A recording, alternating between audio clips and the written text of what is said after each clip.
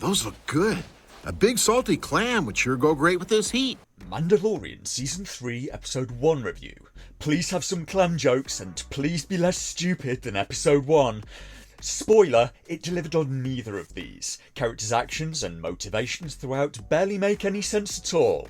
It starts slow to lull you into a false sense of security with things that aren't quite that bad until it slowly works into a crescendo of idiocy by the end. So it's like Beethoven's Ninth Symphony, but instead of a crescendo of beauty, it's instead a crescendo of paste eating and window licking perfection.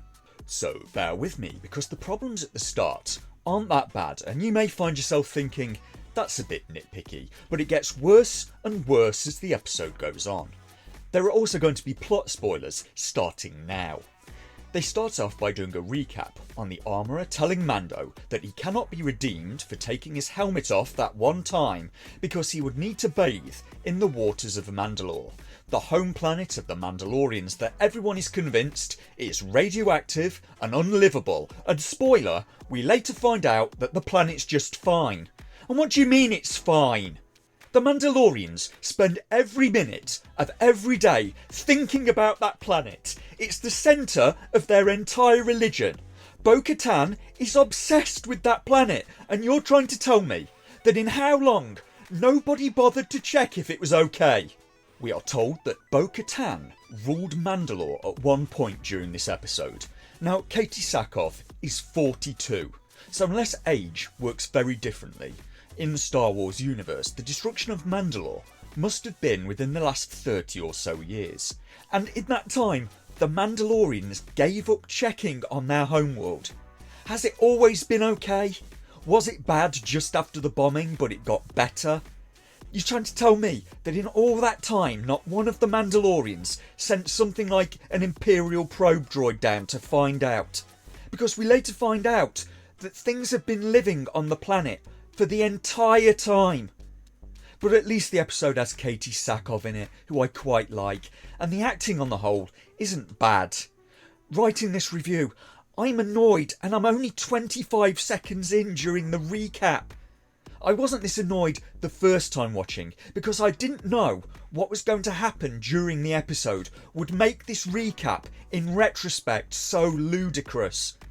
Bo-Katan says in the intro that the planet Mandalore has been ravaged, plundered and poisoned. There is nothing left, she tells Mando. But later in the episode, it turns out there's really quite a lot left and the planet wasn't even poisoned. And this review is going to be a multi-parter, I fear. I have this much material and I haven't even finished the recap yet.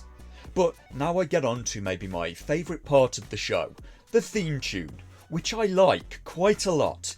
It's an odd mix. It has flourishes of Ennio Morricone's spaghetti western scores. There's a lot layered in there.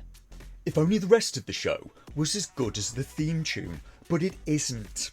So what the Mandalorian does now makes no sense at all. Let's see if you can follow the logic. Mando leaves the Mandalore system where he went just last episode, and he goes to Tatooine to visit Peli Motto, the mechanic lady who's a bit of a scam artist, because he wants the part to fix IG-11. Okay, so why did he go to the Mandalore system last episode? He went from Navarro to the Mandalore system to tell Bo-Katan that he was going to go down to Mandalore, to then go back to Tatooine to get a part for his droid, to then go back to Navarro again, fix IG-11, the droid that tried to kill Grogu, because he needs that droid because it's the only one he trusts, so he can then go back to Mandalore and explore it with IG-11. I see they also seem to have forgotten that space fuel is a thing again. But Peli Motto hasn't got the IG-11 part that he needs to fix it, so he just buys an astromech from her instead, and what? He could have just done that on Navarro last episode. So he now goes back to Mandalore with his new astromech, and I like the subject of the episode. Exploring a ruined planet, going underground. Have we ever even seen Mandalore before in the Star Wars universe? They're onto a winner with me immediately because I love this stuff. Exploring deep oceans, caving. I even went spelunking once, and frankly never again. I was in a group about 100 feet underground under solid rock with a backpack on and got it snagged in a tight section of tunnel I was having to crawl through, and it was on the scary side when it flashes through your head of I'm stuck and how the hell am I going to get out of this? In the end, I didn't care for it much, so Mando takes the ship through the atmosphere and it's very rough on the way down, and why did he not try to analyse the planet using the astromech that he just bought to check if it was even safe to try to land? But he tries it anyway and manages to land, so he gets lucky and doesn't die, and Mandalore is looking frankly very intact. There are even visible ruined cities from the air. The show itself told me that the planet was a radioactive sheet of glass.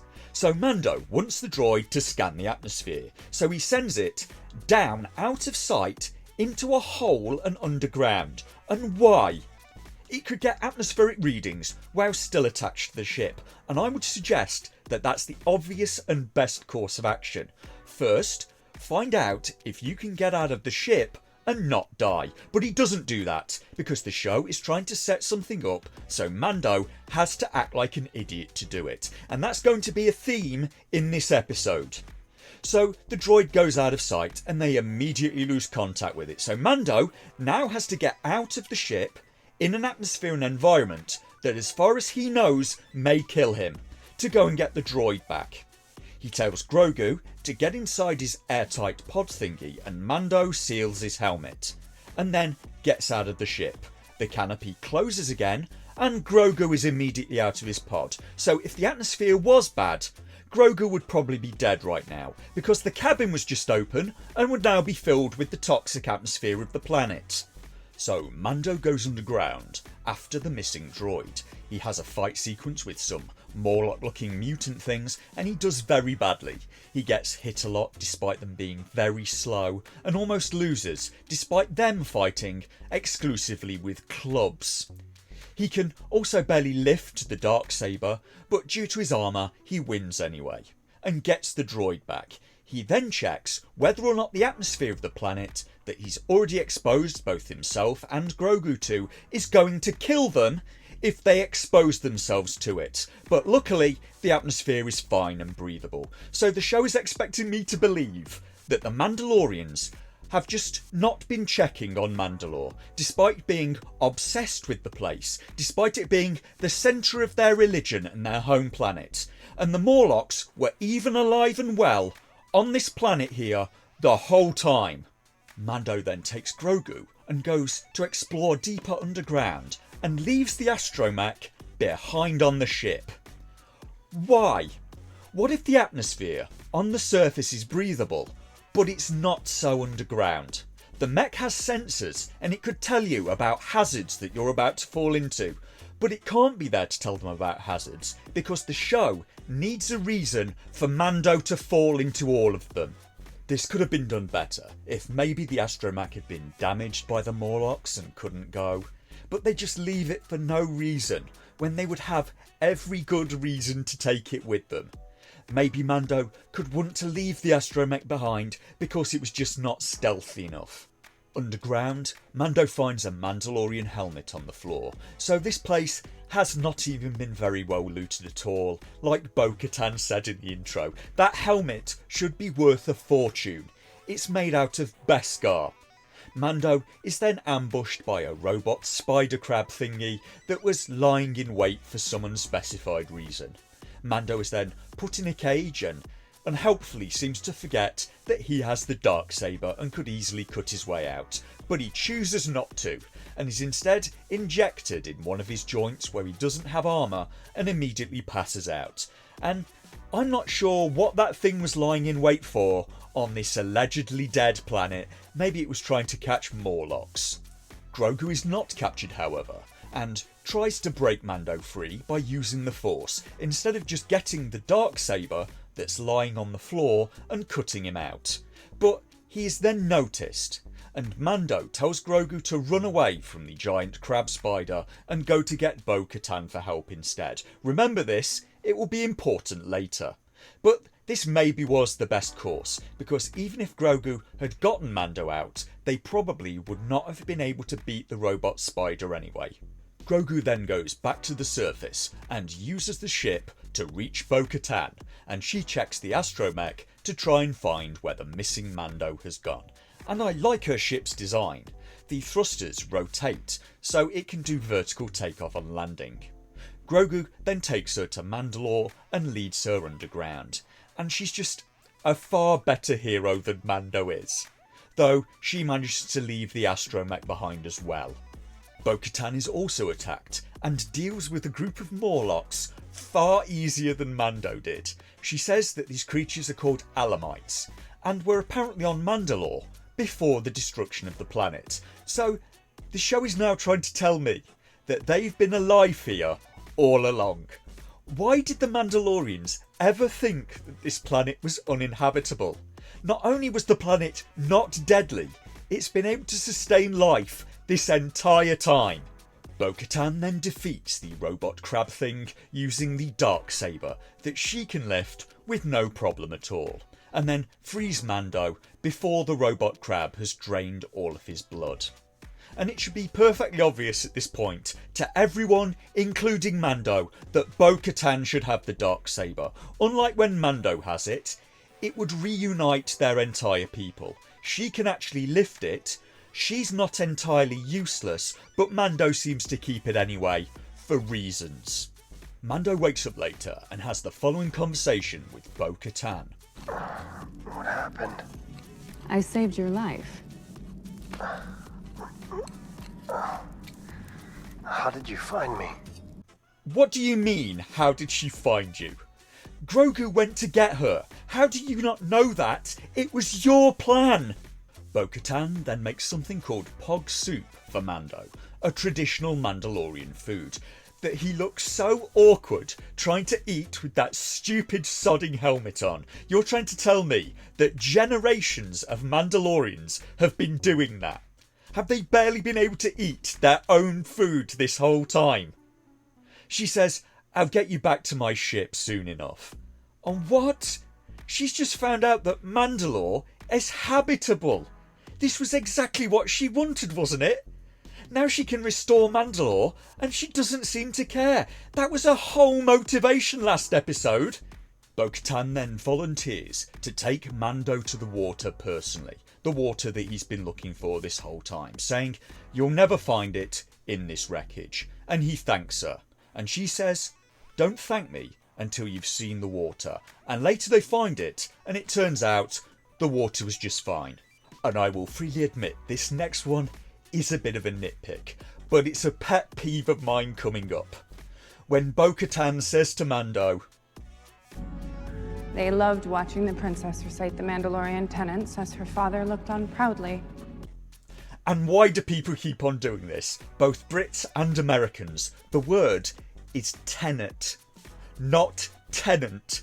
A tenant is a person who occupies land or property rented from a landlord, whereas a tenet is a principle of belief, especially one of the main principles of a religion or philosophy.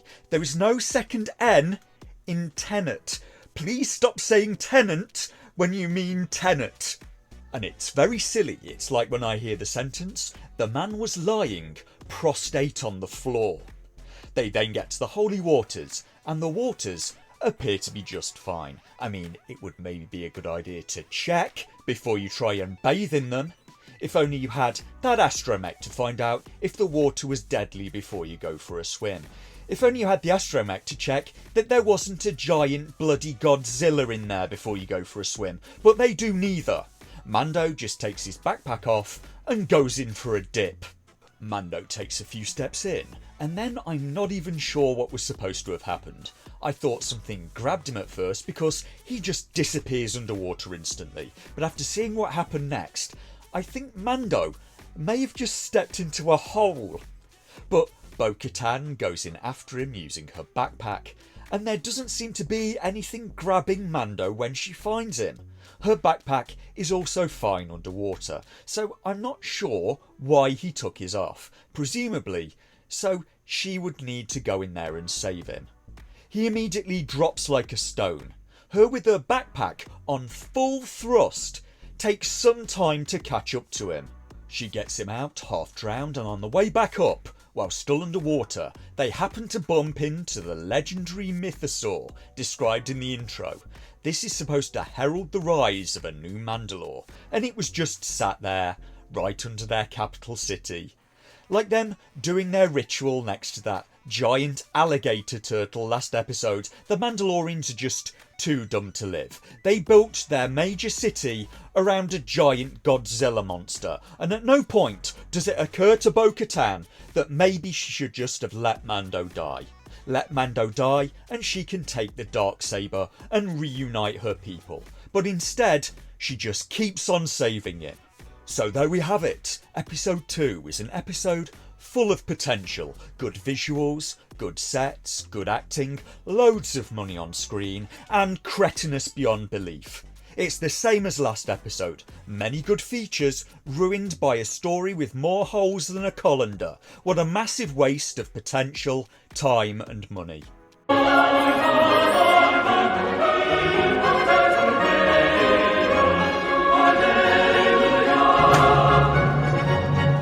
Maybe it's time we set a little trap for Crystal Cove's knob stealer.